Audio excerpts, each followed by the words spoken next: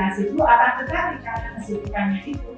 Jadi mereka itu bisa sangat involved, bisa sangat terlibat dalam proses pendidikan maupun kerja sehingga membentuk suatu komunitas yang solid. Gitu. Jadi di situ bukan hanya proses pendidikan langsung, akan tetapi juga bagaimana mereka belajar sebagai anggota komunitas, gitu. Komunitas di dalam kampus, karena sebagian besar mahasiswa tinggal di dalam kampus. Jadi kami punya dorm, punya asrama-asrama di dalam kampus untuk menampung sebagian besar mahasiswa. Sehingga itu tadi kalau dia harus kerja jam 5 pagi, ya mereka langsung bangun, langsung lari pergi. Ya jadi banyak ya. Jadi mahasiswa benar-benar terlibat di dalam kampus itu, punya rasa apa ya, sense of belonging gitu ya terhadap kampus gitu ya. Jadi rasa memilikinya itu sangat besar. Itu tadi yang sebelumnya, ini yang sebelumnya tadi adalah itu misalnya ini juga keterkaitan antara program studi musik ya. Kami kan punya major musik. Nah, tapi mereka bisa bikin sendiri alat-alat musiknya. Sebagai ya itu kita buatan sendiri. Jadi alat-alat musiknya ya dibikin sendiri sebagai bagian dari majornya tadi. Ya kan? Jadi ada integrasi antara major musik, kemudian bisa membuat gitar sendiri, bisa bahkan mereka pernah membuat salon. Saya tadi kan sebutkan kami punya gamelan ya.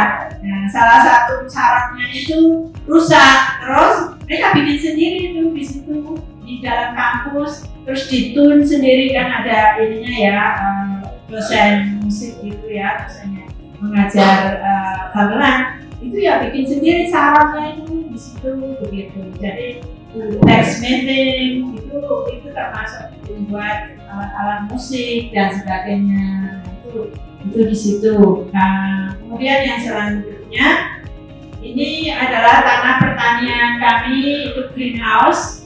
Kami punya greenhouse, terus itu ada berbagai macam sayuran dan tadi kemudian dipakai di kafetaria. Jadi ada keterkaitan kan antara program yang satu dengan yang lain. Program di pertanian, di farm, itu ada farm crew namanya, kemudian ada kafetaria crew. Nah, mereka saling bekerja sama. Kami juga memiliki kebun sayuran, kebun juga ini, kebun apa seperti obat-obatan tradisional itu yang dari apotek hidup itu kemudian diolah menjadi balsam, menjadi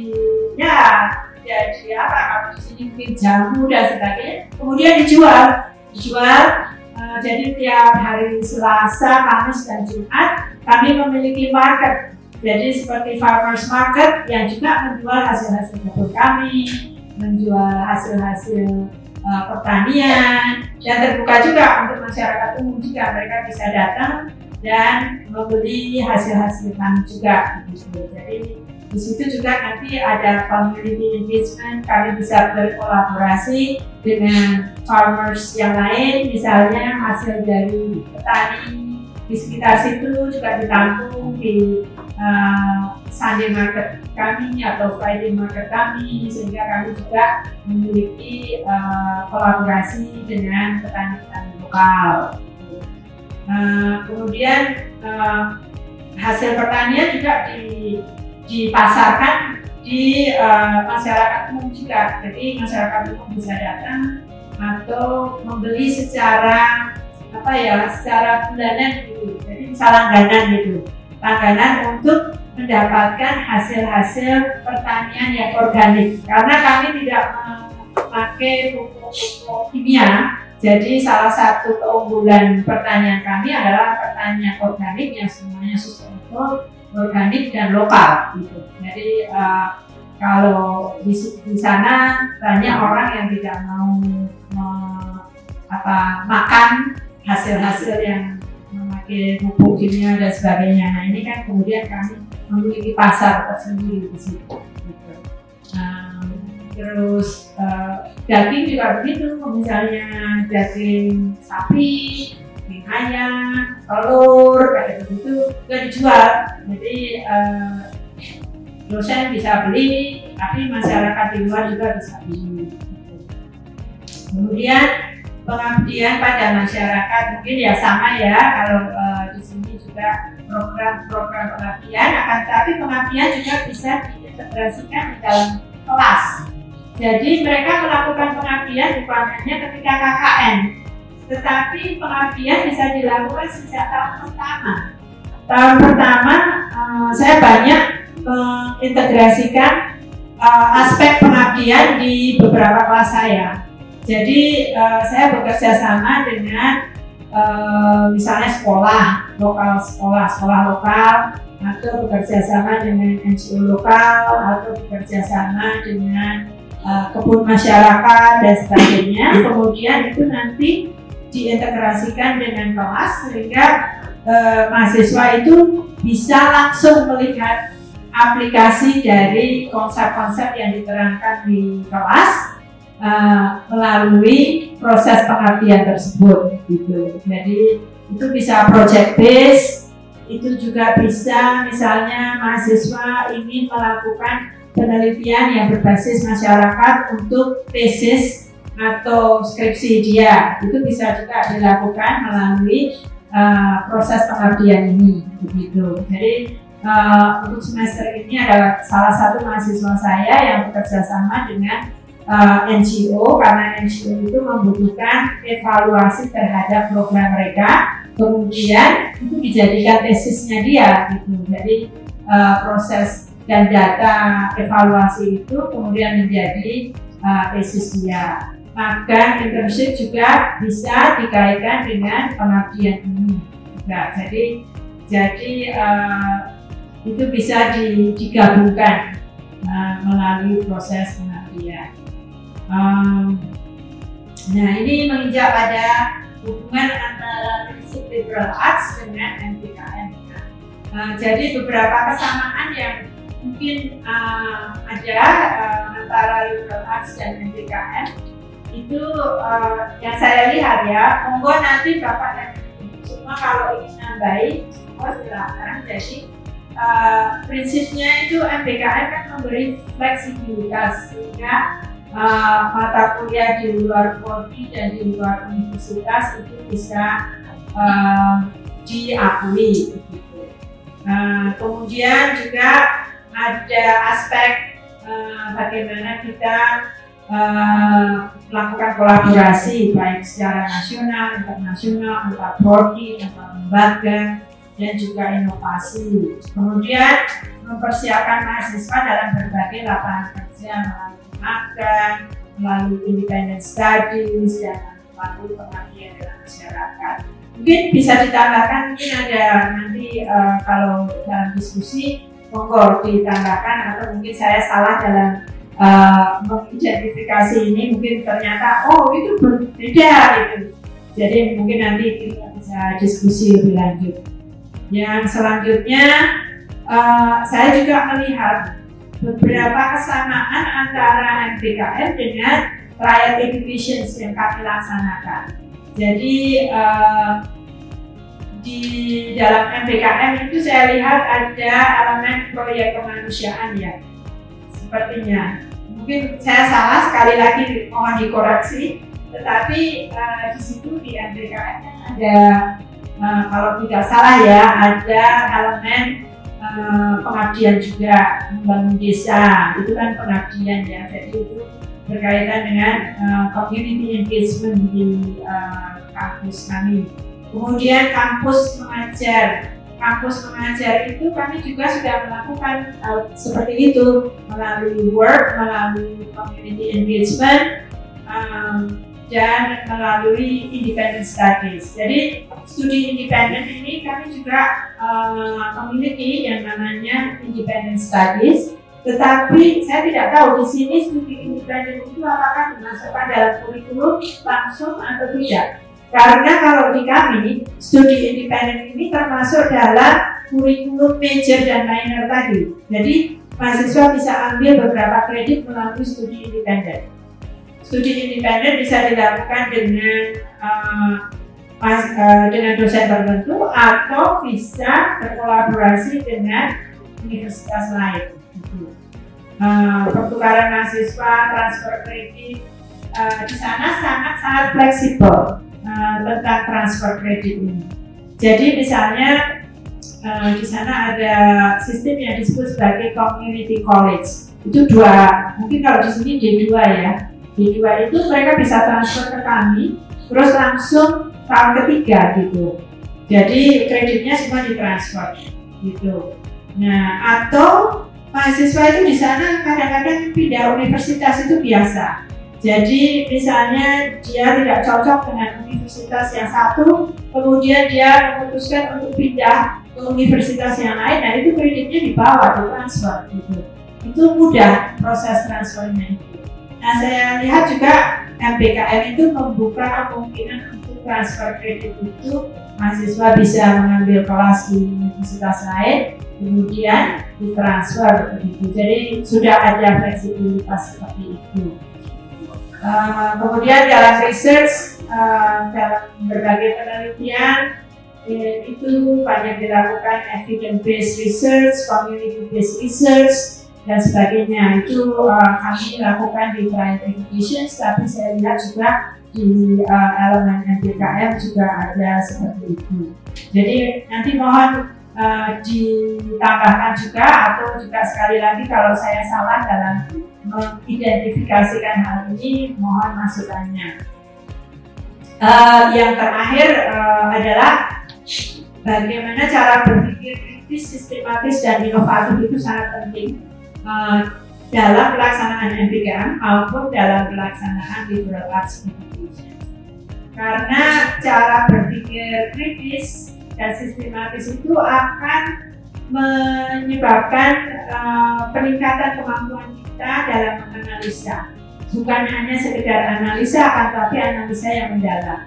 Karena seringkali saya lihat banyak mahasiswa itu berhenti pada proses deskripsi. Ketika mereka menulis, ketika mereka menganalisa sesuatu, itu belum critical analysis, tetapi masih deskripsi, ya, masih menceritakan, gitu. Belum menganalisa secara lebih mendalam. Bagaimana kita bisa menganalisa lebih mendalam? Itu tentu saja kita harus memiliki banyak perspektif transdisiplin. Tadi kenapa menjadi penting, dan juga banyak membaca, banyak pengalaman melalui berbagai aktivitas MBKM tadi.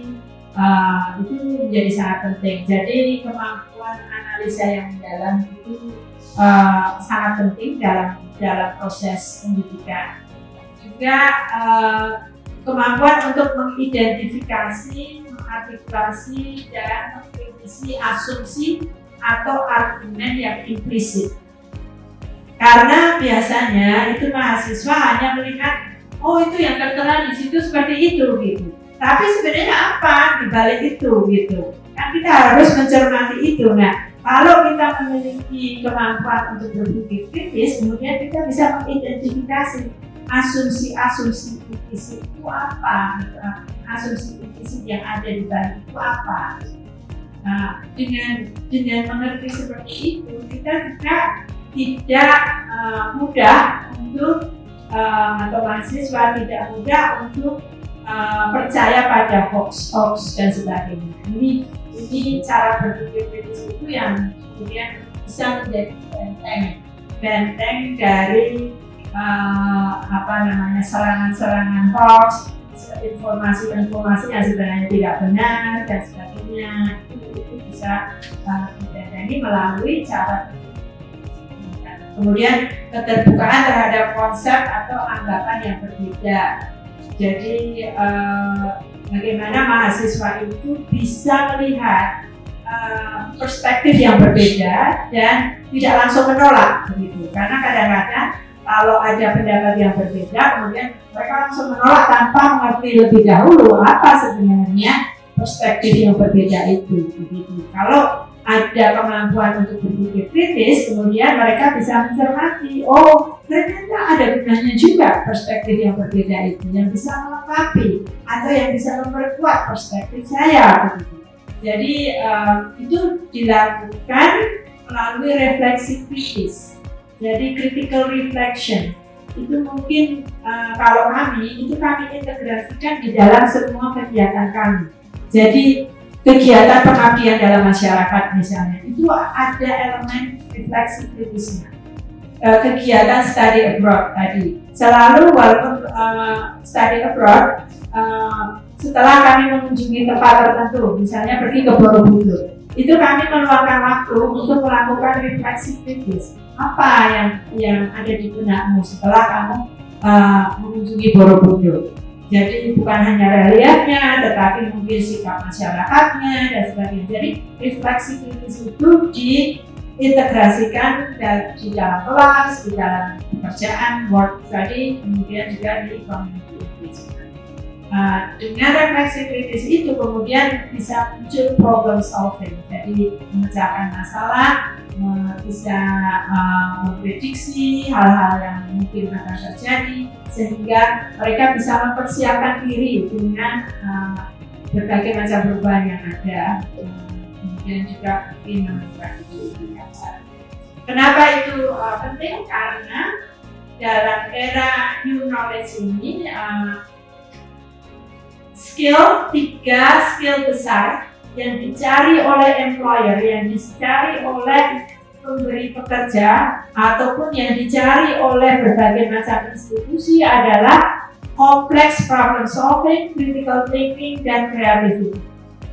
Jadi semakin ke depan, ini skill yang dibutuhkan adalah bagaimana mereka bisa memecahkan masalah yang kompleks, bagaimana mereka memiliki critical thinking, dan bagaimana mereka bisa kreatif, begitu. Karena dalam era new knowledge economy yang berbasis teknologi dan informasi itu sangat penting, terutama dengan AI ya, artificial intelligence. Kalau tidak ada critical thinking, critical thinking itulah yang tidak bisa diganti oleh artificial intelligence. Kalau masalah cuma informasi banyak, dari artificial intelligence akan bisa melakukan itu, tapi critical thinking ini yang justru merupakan kemampuan manusia yang belum, mungkin nanti selanjutnya bisa juga, tapi sampai saat ini itulah yang sebenarnya membedakan antara manusia dengan artificial intelligence, dan juga proses kreatifnya itu. Jadi diperlukan juga, ini juga sangat penting ya, sekali lagi sebagai kampus kebangsaan untuk membangun demokrasi dan keadilan. Itu proses critical thinking juga sangat penting. Jadi karena apa? Karena dengan critical thinking itu kemudian kita bisa mengungkapkan suara-suara kita dan mengungkapkan suara-suara yang selama ini tersembunyi, suara-suara yang selama ini termarginalisasi, gitu. Karena kalau kita hanya menganut mainstream itu biasanya suara yang keras saja yang terdengar, gitu. Tapi dengan critical thinking kita bisa mengidentifikasikan, oh ternyata itu ada suara yang selama ini tidak kita dengarkan. Nah itu kan proses demokrasi juga. Bagaimana kita bisa saya tambah ini ya, masalah dekolonisasi cara berpikir. Ya, critical thinking ini juga akan membantu mendekolonisasi cara berpikir kita. Ya, mungkin ini Pak Antoro sudah mendengar paparan saya tentang dekolonisasi cara berpikir. Jadi dekolonisasi cara berpikir ini sangat penting kalau menurut saya ya, supaya kita tidak hanya terikut arus. Jadi kalau kita memiliki critical thinking, kita juga akan bisa membuka kolonisasi yang telah terjadi dalam pemikiran kita, gitu. Karena sebenarnya Indonesia ini sangat kaya kalau menurut saya selalu menekankan pada teman-teman di sini, Indonesia itu sangat kaya, akan tetapi seringkali kita terpaku hanya dengan memakai teori-teorinya orang lain. Teori orang lain sangat penting, karena untuk membangun teori baru kita juga harus tahu teori lain. Akan tetapi kita juga harus hati-hati, teori itu asalnya dari mana dan asumsinya apa. Itu tadi kaitannya dengan kemampuan untuk mengidentifikasi asumsi-asumsi yang implisit.